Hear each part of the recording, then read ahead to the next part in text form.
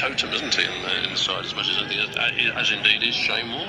There is a lot of ballsmanship going on there. The fourth umpire, Alan Arthur Jones, has come out with a great box of balls. Umpire Billy Bowden has gone running off into the pavilion, has returned with a large blue towel. So maybe you were right when you thought that ball was hit the far end of the ground and became very wet or landed in a puddle or whatever. And but the umpires are in a huddle down here, joined by some of the Australian fielders. Play will be underway shortly, but it's a longer drink break than usual. And then the fourth umpire, Jones, throws the blue towel over his shoulder, picks up the box of balls. Whether they've changed it or not, I honestly don't know.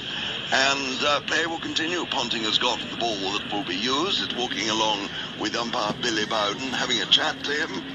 And Ponting looks rather the calmer figure of the two. Billy Bowden has got his, well, it's almost a photo rather than a Panama arm with a sort of rather gaudy blue ribbon round it.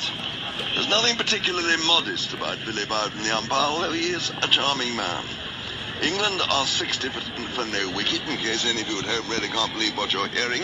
They were put into bat. 32 of these runs have come to Trescothick, 22 of them have come to Strauss, and it's now going to be Strauss who's going to face Warne, whom he's just hit back over his head for 4 in most emphatic manner. And Billy Bowden just replaces the bails and he knocked one of the bails off with that jersey of Warne which he's holding. And now he waves his hand at everyone, and play is about to start. Scratches his left ear. Is there anything Billy Bowden won't do? Here comes Warne now, into Strauss. He's up, he bowls outside the off stump. Strauss comes forward, it was a bit quicker, played no stroke, and through it went there to Gilchrist. We're in the 14th over of the innings. 60 for no wicket. Martin Johnson, the former England rugger captain, just takes his seat down in front of us in the committee balcony. I'm glad he has sat down. He's a big bloke. He is, isn't he? He blocks up half the view. Here's Warne in again, bowls to Strauss. Strauss just pushes that one away off his pads, and he's picked up there by Katic at short leg. It's the end of the over. 60 for no wicket. 14 overs have gone by. 32 to Trescothick and 22 to Strauss. And of course, you in Australia will remember all about Martin Johnson.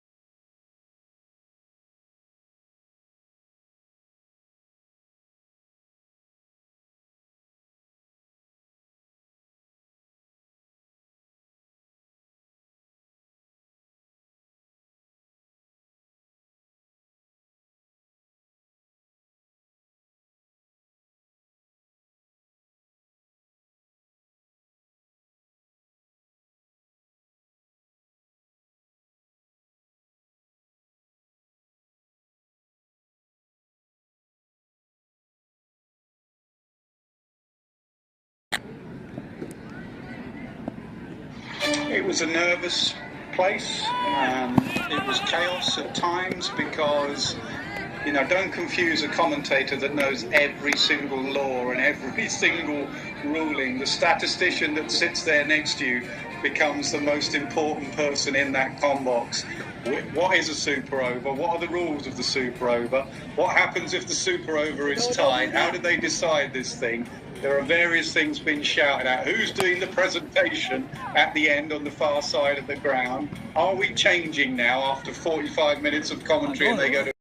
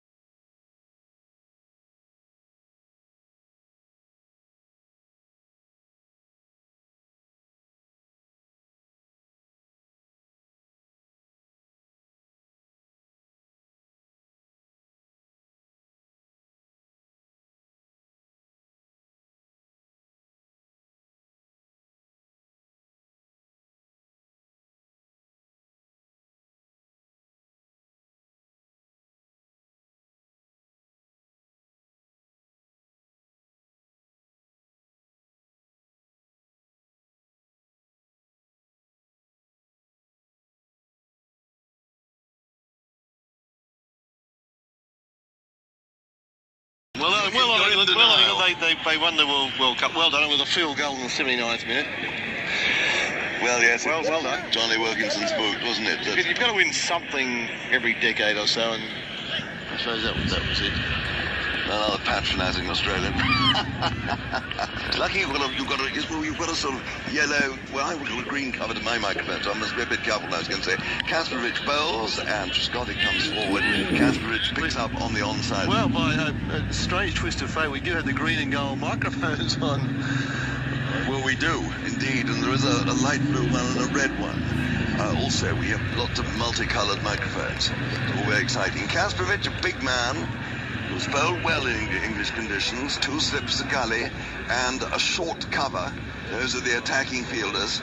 And here's Kasparovich again, in bowls to Trescothick outside the off stump. Trescothick comes massively forward and shoulders arms, and through it goes there to Gilchrist. Hey, just while we're on the rugby thing, we should mention that Michael Kasparovich did play Australian schoolboys rugby. He looks big enough for it, and his brother Simon has just finished playing with the Waratahs in the Super 12 competition, so they've got a big rugby background themselves. And as you say, he's a big guy, 6'4", solid. You can see him jumping in line out. And here he is again, Kasparovich up to the wicket, bowls to Trescothick, just goes back. Was a little uncertain there, looked round quickly, went to the gully. Hayden was quickly to his left.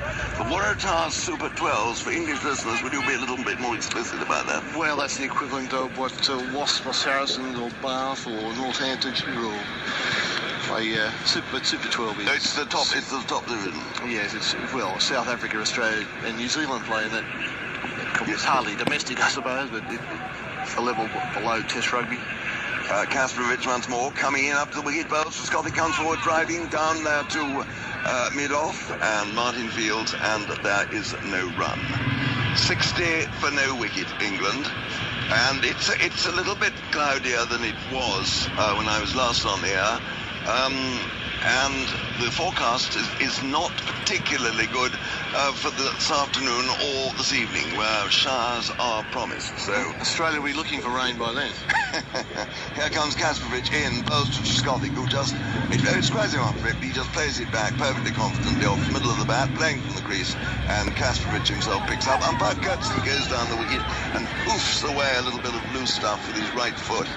And we got a slight field change, yes indeed. We've now got 2 slips, a gully, a short cover, and a short straight mid-off. That's Katic. And here comes Kasparovich again outside the off stump. No stroke there from Trescothick. And through it goes to Gilchrist, the end of the over, maiden over. 15 overs have now gone by, and England, who will put into bat, I keep on stressing that, 60 for no wicket, 32 to Trescothick, and 22 to Strauss. And you mentioned the cloud, it has got a little bit darker and a little bit thicker, I think. We've had some high overcasts this morning, and that may have influenced Ricky Ponting to bowl. Yeah, Mike Selby made a very interesting comment. It doesn't seem humid today. It's very overcast, but not humid, and normally you associate humidity with more swing and also more movement in the pitch. There's just more movement in the air, and that can be in the soil and the turf and the grass, but it doesn't seem like a humid day, and perhaps that's why the ball's not doing too much. It's sort of strange from that point of view, being so cloudy. Well, Ponting's just had a long chat with Warne. Warne goes to the stumps and rubs his hand, the palm of his hand, in the dirt to remove any sweat. Ponting goes and takes his place at a rather square mid-wicket. And Warne now is about to bowl. He spins the ball from right hand to left, rubs it a couple of times in his trousers, spins it again, and now here he comes with this predatory walk of his. Up to the wicket now, he bowls to Strauss. Strauss is forward, driving into the covers, and there is no run there. And laying out the fielder, 60 for no wicket. And the church spire, the rather dirty brick church spire, way to our left, just to the right of the cherry picker, standing there like the true sentinel that it is. And here is Warne again. Forward comes Strauss, plays into the covers, and there's no run. When I say a dirty brick tower, I don't mean that in any way unkindly. It just is a rather it's got a slightly sort of dark, grimy look to it, the brick. It's been there for a long time, so it's perfectly entitled to have that. And Warne it is once more. Into Strauss. Strauss is forward, pushing and very well picked up there by Katic at forward short leg. It was going to his right. He reacted like a cat, really. Jumped across and pulled the ball down on the bounce. That also being his nickname, it's fairly appropriate. Well, absolutely. I suppose yes, I was going to talk something about the wish being the father of the thought. Anyway, Warne it is again, coming in from more of an angle this time. He bowls and Strauss goes back to a short line and hammers it through the covers for 4. It was just a little bit shorter. He went back and picked the spot beautifully between cover and extra cover. Interestingly then, Warne, who usually comes in rather straighter, came in for a little bit more of an angle then. And it wasn't that bad a delivery, but it's a wonderful shot. Strauss, who does play well off the back foot, off the faster bowlers, shows he can do it off the slower bowls as well. It's just short of a length.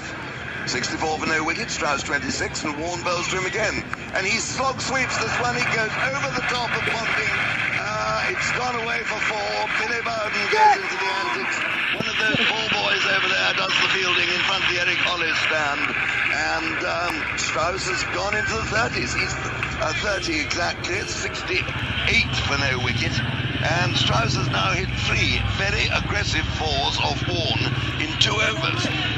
And as much as the back foot drive through the covers was an indication of the intent and to get on with the game, that was out for the out progression. I mean, that was a good ball on middle stump. If you miss that, you could be in some trouble. Warne again, he bowls into Strauss a little bit quicker. Strauss turns it to square leg, Ponting's there, whips the ball back, and there's no run.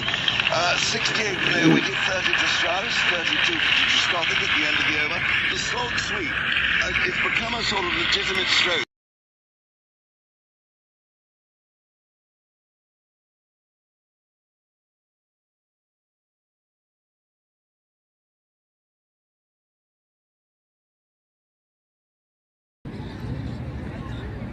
I mean, if you bat number 9, 10, 11, it's still the slog.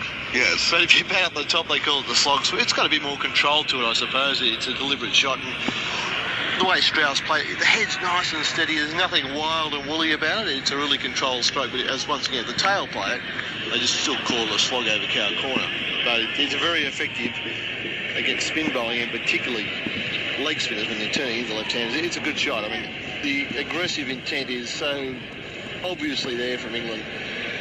They don't want to let Warne now settle into a length and tie them down. Something very amusing happened then concerning the cat.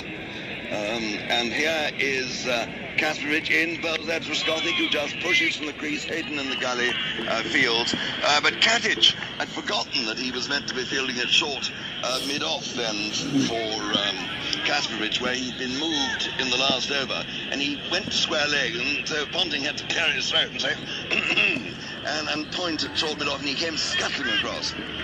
Anyway, he's there now, 2 steps gully. Like a startled cat, in fact. He went like a startled cat, yes, not wagging his tail, dragging it between his legs. Here's Kasparov in, and Trescothick's half forward, pushing down there to mid-on, and there is no run. And we must say the reason he's there is because of that Trescothick drive, when he doesn't look quite to be to the length of the ball, to the pitch of the ball, and it can go in the air just for a few metres, and we talked about the pitch being very slow, so he's really there to catch that mistimed drive that still struck firmly enough, but just carries in the air for a few metres. And it's Kasparov once more in, bowls to Scothick, who goes back and spins around, thinking that one might have gone back onto his stumps. He went back quite close and stopped. Gilchrist came forward and picked it up, but Trescothick, having played that, spun round at terrific speed, just in case he would be able to knock it away had it been going into his stumps, which of course the batsman is allowed to do. Pitch in flies there.